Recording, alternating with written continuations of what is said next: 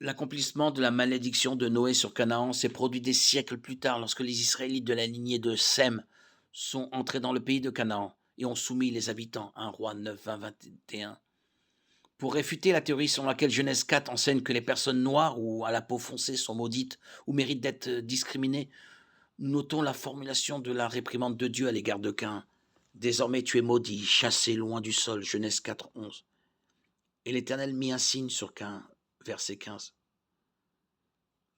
Le mot hébreu traduit par marque et hôte, et nulle part dans la Bible hôte n'est utilisé pour désigner la couleur de la peau. La malédiction qui frappait Caïn s'appliquait à Caïn lui-même. Il n'est pas dit que la malédiction de Caïn s'étendait à ses descendants. En outre, la marque de Caïn était destinée à protéger Caïn. Genèse 1, verset 15.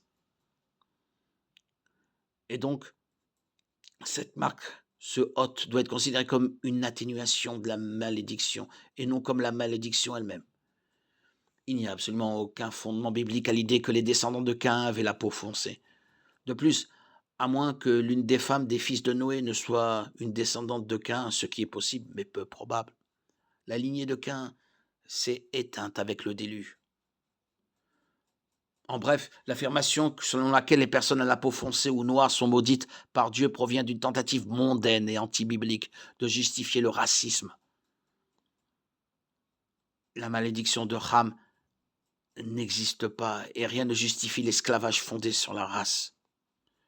Ce qui oppose les races entre elles, c'est la nature pécheresse des êtres humains.